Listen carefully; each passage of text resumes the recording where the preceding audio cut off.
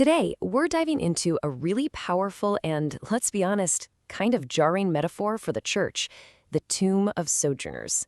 I mean, how can a place that's all about life be described as a place of death? So let's unpack this. It's a fascinating idea. Right. How can the church, which is supposed to be a community of the living, be compared to a grave? Well, to even begin to get our heads around this, we have to go way back, like thousands of years back, to the very first piece of land ever owned by the patriarch Abraham. You heard that right. The story of God's promised people finally getting their land doesn't kick off with a palace or some big, beautiful pasture. Nope, it starts with a burial plot. And believe it or not, understanding this one transaction is the key to unlocking this whole metaphor. Okay, so you got to get the context here because it's absolutely crucial.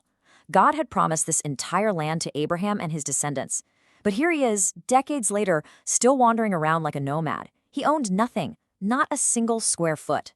So when his beloved wife Sarah dies, he's faced with this deeply personal and frankly humbling crisis.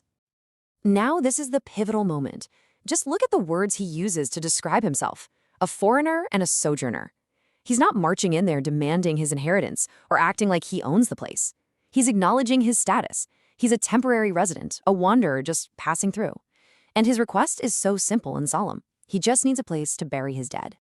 Now get this, the local landowners, the Hittites, they actually offered him the land for free, just a gesture of goodwill. But Abraham refused. He insisted on paying the full price, 400 shekels of silver, which was a massive amount of money back then. You see, this wasn't just some real estate deal. It was a statement. By paying for it, he was declaring that his claim to this place was legitimate. It was purchased, and it was permanent, even if it was just a tomb. So you can see why this cave becomes so significant. This tomb was literally the only piece of the promised land Abraham ever personally owned. It was like a physical anchor for his faith, a down payment on God's huge promise. And it became the final resting place for generations, a tangible symbol of hope that God would eventually fulfill his covenant. Okay, so that's the story. But now let's see how this piece of history builds into a really profound statement about identity. The sermon we're drawing from argues that the word Abraham used for himself, sojourner, isn't just a biographical detail. No, it's basically the spiritual DNA of every single believer. So let's be absolutely crystal clear on what this word means.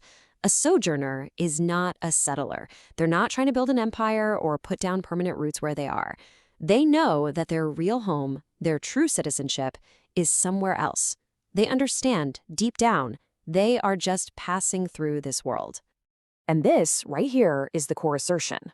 The Christian life isn't about becoming a master of this world, or winning by its standards, or just settling in and getting comfortable. It's about living like Abraham did, like a foreigner in a land that is not our ultimate home. So that really makes you wonder, in the culture that screams at us to build our kingdom here, what does it actually look like to live as if our real citizenship is somewhere else? Okay, so now we can circle all the way back to our big question from the beginning. We've got Abraham the sojourner and his tomb, which is a symbol of faith. So how does this turn the church into a tomb for the living? Let's finally resolve this paradox. What we have here is a total clash of perspectives. To the world, a place where you're told to die to yourself and give up worldly ambitions. Yeah, that looks like a tomb. It looks lifeless, joyless, maybe even worthless. But in God's economy, this tomb is actually a gathering of those who are truly deeply alive.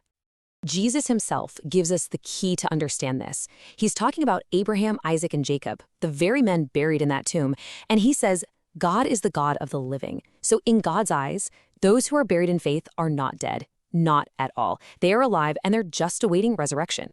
So who exactly are these living people?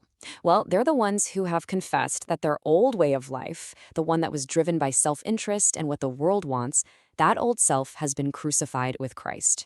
Their old self is in the tomb, so to speak, so that a brand new life, a life animated by Christ, can finally begin. It's a kind of death that actually leads to a much more profound life. And that's not the only parallel. Remember how Abraham paid a huge price for his tomb? Well, the sermon draws this incredible connection between that purchase and the price that was paid to create a place for all of God's sojourners. Just follow the money here. It's an amazing story. First, you have the ultimate act of betrayal. Judas sells Jesus for 30 pieces of silver. Then, full of regret, he throws the blood money back. So what do the religious leaders do with it? They use it to buy a potter's field. And for what purpose? A burial place for strangers, which is just another word for foreigners, or sojourners. I mean, the parallel is just striking. The price of betrayal becomes the purchase price for a place of belonging for outsiders.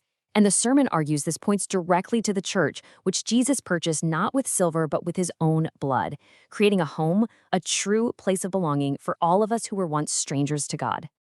All right, let's bring all of these threads together into one final, comprehensive definition of what the church really is according to this perspective. And it's not a building, right? It's a people with a very specific identity. You know, the actual word for church in the New Testament is ecclesia, and it literally means the called out ones. That implies a separation. Believers are people who have been called out of the world's value system, out of its ambitions, out of its definition of life, to belong to something else entirely. So here's the full picture. The church is the place where our desperate desire to be the master of our own lives is finally put to death. It's the tomb for our old selves and our worldly ambitions. And because of that, it's the very place where the hope of resurrection begins. It is the tomb of sojourners, and therefore, it is the gathering of the truly living.